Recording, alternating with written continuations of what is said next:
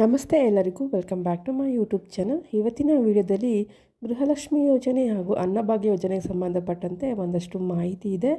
ಹಾಗೆ ಈ ಬಜೆಟ್ನಲ್ಲಿ ಏನೆಲ್ಲ ಒಂದು ಬದಲಾವಣೆಯನ್ನು ತಂದಿದ್ದಾರೆ, ಯಾರಿಗೆಲ್ಲ ಅನುಕೂಲ ಆಗಿದೆ, ಅಂಗನವಾಡಿ ಕಾರ್ಯಕರ್ತರಿಗೆ ಒಂದಷ್ಟು ಅನುಕೂಲ ಮಾಡಿಕೊಟ್ಟಿದ್ದಾರೆ. ಸೊ ಅದನ್ನೆಲ್ಲ ನಾನು ಈ ವಿಡಿಯೋದಲ್ಲಿ ನಿಮಗೆ ತಿಳಿಸ್ಕೊಡ್ತೀನಿ. ಅದಕ್ಕೂ ಮುಂಚೆ ನೀವೇನಾದರೂ ಫಸ್ಟ್ ನಮ್ಮ ಚಾನಲ್ ನೋಡ್ತಿದ್ರೆ ಪ್ಲೀಸ್ ಸಬ್ಸ್ಕ್ರೈಬ್ ಮಾಡ್ಕೊಂಡು ನೋಡಿ. ಹಾಗೆ ವಿಡಿಯೋನ ಕಂಪ್ಲೀಟಾಗಿ ವಾಚ್ ಮಾಡಿದ್ರೆ ಮಾಹಿತಿ ಕೂಡ ಕಂಪ್ಲೀಟಾಗಿ ಸಿಗುತ್ತೆ. ಬನ್ನಿ ಈಗ ವಿಡಿಯೋನ ಸ್ಟಾರ್ಟ್ ಮಾಡೋಣ. ಈ ರಾಜ್ಯ ಬಜೆಟ್ ಏನು ನಡೀತೋ ಅದು 16ನೇ ಒಂದು ಬಜೆಟ್ ಆಗಿದೆ ಅಂತಲೇ ಹೇಳ್ಬೋದು. ಅದರಲ್ಲಿ ಈ ಒಂದು ಗ್ಯಾರಂಟಿ ಯೋಜನೆಗಳಿಗೆ ಒಂದಷ್ಟು ಕೊಡುಗೆಯನ್ನು ಕೊಟ್ಟಿದ್ದಾರೆ ಅಂತಲೇ ಹೇಳ್ಬೋದು. ಮೊದಲೆಲ್ಲ ಈ ಒಂದು 5 ಗ್ಯಾರಂಟಿ ಯೋಜನೆಗಳಿಗೆ ಸರ್ಕಾರ ಎಷ್ಟು ವೆಚ್ಚ ಮಾಡ್ತಾಯಿತ್ತು ಅಂದರೆ ವರ್ಷಕ್ಕೆ ಸುಮಾರು 55,000 ಕೋಟಿ ತಗಲುತ್ತಾ ಇತ್ತು. ಆದರೆ ಈಗ ಹೊಸ ಅರ್ಜಿಗಳು ಬರ್ತಾ ಇದೆ. ಅಂದರೆ ಇವಾಗ ನೀವು ಗೃಹಲಕ್ಷ್ಮಿಲೇ ಆಗಿರ್ಬೋದು, ಹೊಸ ಅರ್ಜಿಗಳು ಬರ್ತಾ ಇರುತ್ತೆ. ಹಾಗೆ ಬೇರೆ ಬೇರೆ ಯೋಜನೆಗಳಲ್ಲೂ ಸಹ ಇವಾಗ ವೆಚ್ಚ ಹೆಚ್ಚಾಗಿರೋ ಕಾರಣದಿಂದಾಗಿ ಈ ಒಂದು ಬಜೆಟ್ನಲ್ಲಿ ಗ್ಯಾರಂಟಿ ಯೋಜನೆಗಳಿಗಾಗಿ ಈ ಒಂದು ಏನು ವೆಚ್ಚ ಆಯ್ತಲ್ಲ ಅದನ್ನು ಹೆಚ್ಚಿಗೆ ಮಾಡಿದ್ದಾರೆ. ಅಂದರೆ 55,000 ಕೋಟಿಯಿಂದ 65,000 ಕೋಟಿಗೆ ಇವಾಗ ಅದನ್ನು ಹೆಚ್ಚಳ ಮಾಡಿದ್ದಾರೆ. ಸೊ ಹಾಗಾಗಿ ಅವರು ಹೇಳಿದ ಪ್ರಕಾರ ಇನ್ನು ಯಾವುದೇ ಒಂದು ಭಯ ಇಲ್ಲ, ಈ ಗ್ಯಾರಂಟಿ ಯೋಜನೆಗಳಿಗೆ ಯಾವುದೇ ಒಂದು ತೊಂದರೆ ಆಗೋದಿಲ್ಲ. ಈ 5 ವರ್ಷ ನಾವು ಕಂಟಿನ್ಯೂಸ್ ಆಗಿ ಇದನ್ನು ಮಾಡ್ಕೊಂಡು ಹೋಗ್ತೀವಿ ಅಂತಲೂ ಸಹ ಒಂದು ಭರವಸೆಯನ್ನು ಕೊಟ್ಟಿದ್ದಾರೆ. ಈ ಒಂದು ಗೃಹಲಕ್ಷ್ಮಿ ಯೋಜನೆಗೆ ಸುಮಾರು 28,000 ಕೋಟಿಯಷ್ಟು ಖರ್ಚಾಗ್ತಾಯಿತ್ತು. ಅದನ್ನು ಸಹ ಹೇಳಿದ್ದಾರೆ. ಇವಾಗ ನಾವು ಹೆಚ್ಚಳ ಮಾಡಿರೋದ್ರಿಂದ ಈ ಗೃಹಲಕ್ಷ್ಮಿ ಯೋಜನೆಗೆ ಯಾವುದೇ ಒಂದು ತೊಂದರೆ ಆಗೋದಿಲ್ಲ. ಹಿಂದೆ ಹೇಗೆ ತಿಂಗಳು ಬರ್ತಾಯಿತ್ತೋ ಅದನ್ನೇ ನಾವು ಕಂಟಿನ್ಯೂ ಮಾಡ್ತೀವಿ. ಕೆಲವೊಂದು ತಾಂತ್ರಿಕ ದೋಷಗಳಿಂದ 2-3 ತಿಂಗಳಿಗೊಮ್ಮೆ ಹಣ ಬರ್ತಾಯಿತ್ತು. ಆದರೆ ಇನ್ನು ಮುಂದೆ ಯಾವುದೇ ತೊಂದರೆ ಆಗದಂತೆ ಪ್ರತಿ ತಿಂಗಳು ಹಣ ಬರೋ ರೀತಿ ನಾವು ಮಾಡ್ತೀವಿ. ಹಾಗೆ ಇವಾಗ ಜನವರಿ ಮತ್ತು ಫೆಬ್ರವರಿ ತಿಂಗಳ ಮತ್ತು ಮಾರ್ಚ್ ತಿಂಗಳ ಹಣ ಬಿಡುಗಡೆ ಆಗಬೇಕತ್ತಲ್ಲ, ಆ 3 ತಿಂಗಳ ಹಣವನ್ನು ಸಹ ನಾವು ಬಿಡುಗಡೆ ಮಾಡ್ತೀವಿ ಅಂತ ಸಿದ್ದರಾಮಯ್ಯ ಅವರು ಈ ಒಂದು ಬಜೆಟ್ನಲ್ಲಿ ಘೋಷಣೆನ ಮಾಡಿದ್ದಾರೆ.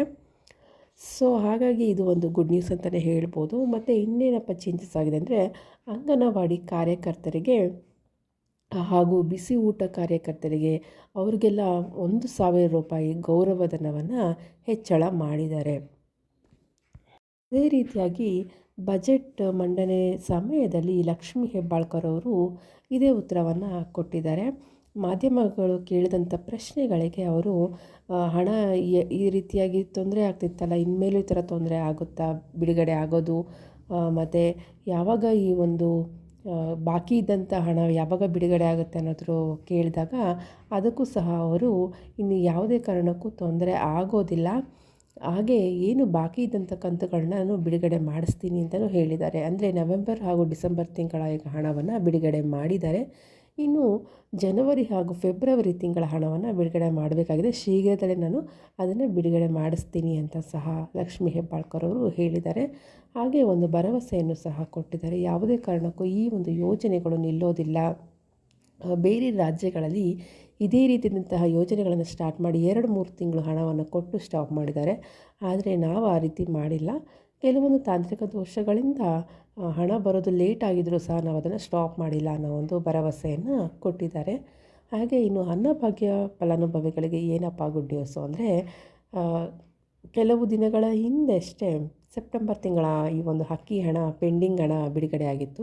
ಈಗ ನವೆಂಬರ್ ತಿಂಗಳ ಹಣ ಸಹ ಇವಾಗ ಬಿಡುಗಡೆ ಆಗ್ತಾ ಇದೆ. ಸುಮಾರು ನಮಗೆ ಸಿಕ್ಕಂಥ ಮಾಹಿತಿಗಳ ಪ್ರಕಾರ 42% ಅಷ್ಟು ಜನಗಳಿಗೆ ಈಗ ಅಕ್ಕಿ ಹಣ ಬಿಡುಗಡೆ ಆಗ್ತಾ ಇದೆ. ನಿಮಗೇನಾದರೂ ಇನ್ನೂ ಹಣ ಬಂದಿಲ್ಲ ಅಂದರೆ ಈ ಒಂದು ವಾರದಲ್ಲೇ ಬರುತ್ತೆ ಅಂತಲೇ ಹೇಳ್ಬೋದು. ಯಾಕಂದರೆ ಕೆಲವೊಂದು ಜಿಲ್ಲೆಗಳ ಪ್ರಕಾರ ಅವರು ಬಿಡುಗಡೆ ಮಾಡ್ತಾ ಬರ್ತಾರೆ. ಹಾಗಾಗಿ ದಯವಿಟ್ಟು ನಿಮ್ಮ ಒಂದು DBT ಆ್ಯಪ್ ಮೂಲಕ ನೀವು ಚೆಕ್ ಮಾಡ್ಕೊಂಡ್ರೆ, ಅಂದರೆ ಕರೆಂಟ್ ಇಯರ್ ಅಂತ ಅಲ್ಲಿ ಹಾಕ್ಬಿಟ್ಟು ಚೆಕ್ ಮಾಡಿಕೊಂಡ್ರೆ ನಿಮಗೆ ಗೊತ್ತಾಗುತ್ತೆ ಆ ಒಂದು ಕರೆಂಟ್ ಇಯರಲ್ಲಿ ಎಷ್ಟು ಒಂದು ಕಂತುಗಳ ಹಣ ಬಿಡುಗಡೆ ಆಗಿದೆ ಅಂತ ನೋಡಿಕೊಂಡ್ರೆ ನಿಮಗೆ ಯಾವ ತಿಂಗಳ ಹಣ ಬಿಡುಗಡೆ ಆಗಿದೆ ಅಂತ ನೀವೇ ಚೆಕ್ ಮಾಡ್ಕೋಬೋದು. ಹೀಗಾಗಿ ಇವಾಗ ನಮಗೆ ಮಾಹಿತಿ ಸಿಕ್ಕಂಥ ಪ್ರಕಾರ ನವೆಂಬರ್ ತಿಂಗಳ ಹಣ ಸಹ ಇವಾಗ ಬಿಡುಗಡೆ ಆಗಿದೆ. ಇಷ್ಟು ಗೃಹಲಕ್ಷ್ಮಿ ಹಾಗೂ ಅನ್ನಭಾಗ್ಯ ಯೋಜನೆಗೆ ಸಂಬಂಧಪಟ್ಟಂಥ ಲೇಟೆಸ್ಟ್ ಮಾಹಿತಿಯಾಗಿದೆ. ಇದೇ ರೀತಿಯಾದಂತಹ ಡೈಲಿ ಅಪ್ಡೇಟ್ಸ್ಗಳು ನಿಮಗೆ ಸಿಗಬೇಕಂದ್ರೆ ನಮ್ಮ ಚಾನಲ್ನ ಸಬ್ಸ್ಕ್ರೈಬ್ ಮಾಡ್ಕೊಳ್ಳಿ. ಮತ್ತೆ ಸಿಗೋಣ ಮುಂದಿನ ವಿಡಿಯೋದಲ್ಲಿ. ವಿಡಿಯೋ ನೋಡೋದಕ್ಕಾಗಿ ಧನ್ಯವಾದಗಳು.